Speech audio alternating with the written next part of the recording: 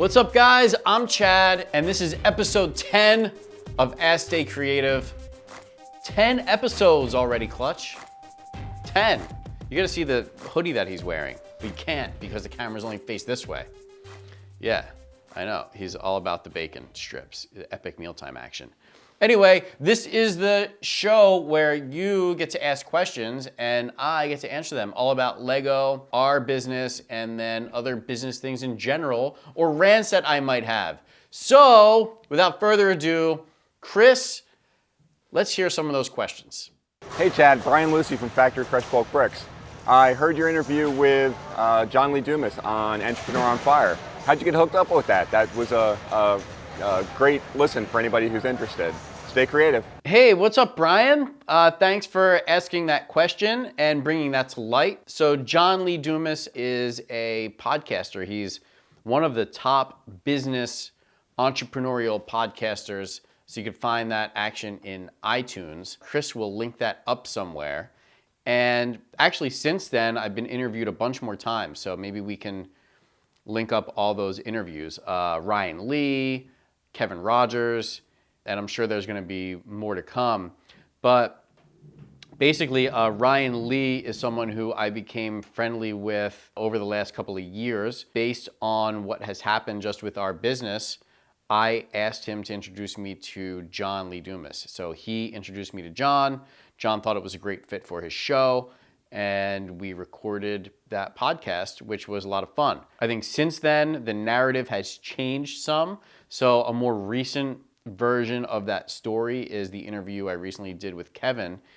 That interview was long. It's about 52 minutes, but there's some good nuggets in there. So if you're interested more on the business side of things and just really what goes on in this noggin as we build this thing out, then that'd be a decent listen for you. And then just Kevin is just a great interviewer, and he's got some good tools and products. So if you're into like copywriting and you want to know what words can be used in your marketing, Kevin is like, an authority in that space. So there you go. Thanks, Brian. On Twitter, Lego Panda Studios asks, how do you guys decide where you have each show? Lego Panda Studios with the tweet. Thanks for that. First tweet question. We could do more tweet questions. Just use hashtag #AskStayCreative. How do we choose where we go for each show? It's really cool. So there's this dartboard. Actually, Carter made it out of Lego, and we pick out of a hat cities, and then we put all the cities on the dartboard, and then we throw Lego darts, which it's really hard to have a Lego dart stick to the base plate, but that's when we know it's a good city to go to. So throw the Lego dart at the base plate. If it sticks like tubes onto studs, then we feel like that was a miracle, and that needs to be the city that we go to. On YouTube, Pumpkin Bricks asks, did you like Legos as a kid, and what was your first set? Yo, Pumpkin Bricks. Yes, I liked Legos as a kid. Here's a funny story. So I remember this like so vividly as how I remember that I was a Lego purist, because I had all my Lego and I would build with them all the time. My friends would come over and we would have building competitions and the whole thing. And then I went to my neighbor's house one day and she brought her bin of Lego, and I start playing with it, and there's all these like wild colors, and I noticed that on the studs it said Tyco, not Lego. And I don't even think Tyco is a thing anymore. But it said it between the studs, Tyco? Right, center in each brick. So it said Tyco, and I was like, this isn't Lego. And then she was like, yeah, it's Lego. And I was like, oh man, like I knew immediately I was a purist in that regard. I was like, there's people trying to be Lego and they're not Lego, and it's not good enough. It wasn't good enough. It wasn't the same. It didn't feel right. It was weird colors. Now Lego probably has all those colors, but they're good bricks. And then what was the last part? What sets did I have? I don't remember my first set ever. The sets that I remember the most were my old pirate ship, my castle, and the classic space stuff. I had a lot of that. And then I just had a lot of loose bricks. And then I got into Technic. and I had a lot of Technic sets. And then there's a story for another day about a Technic set that I got that didn't come with all the pieces and how that really upset me. But if you want to know about that, ask a follow-up question. I'll tell you that story.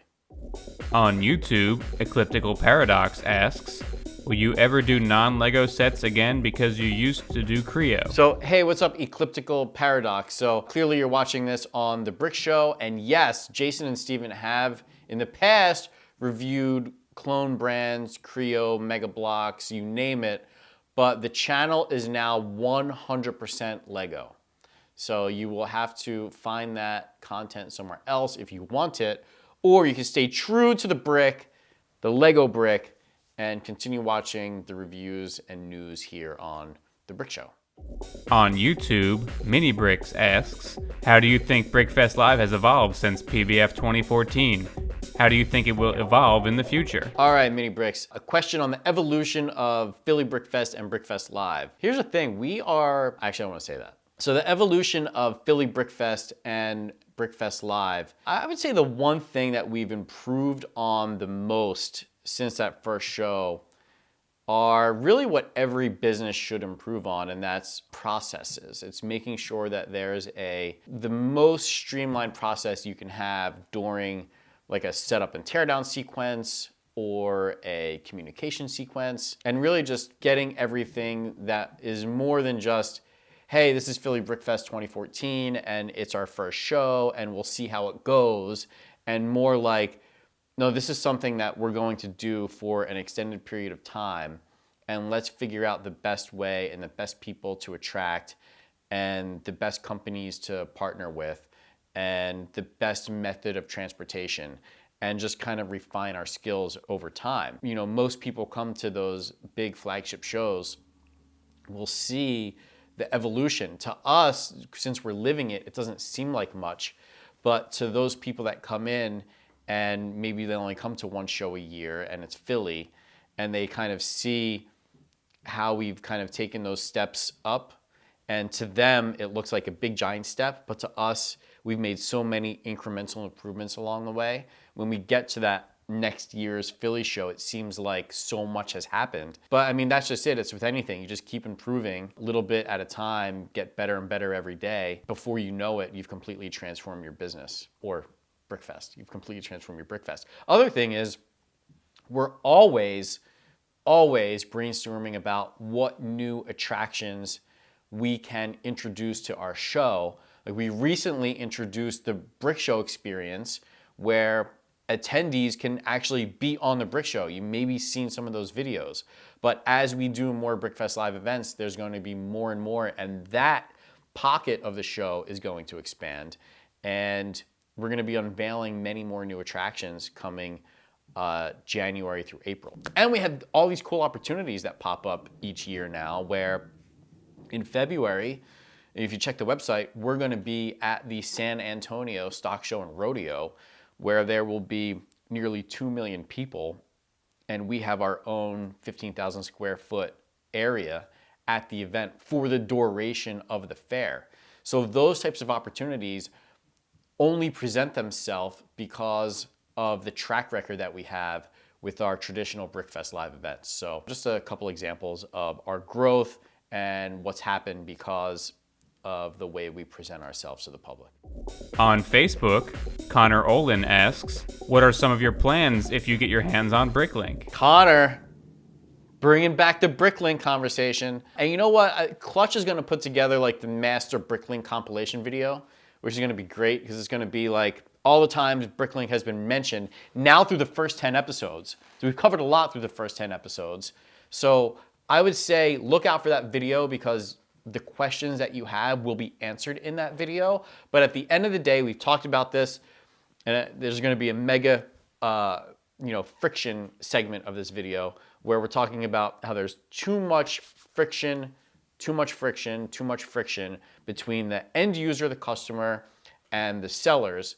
And the better that we'll be able to make it frictionless as possible, then the better it will be for both the buyer and the seller.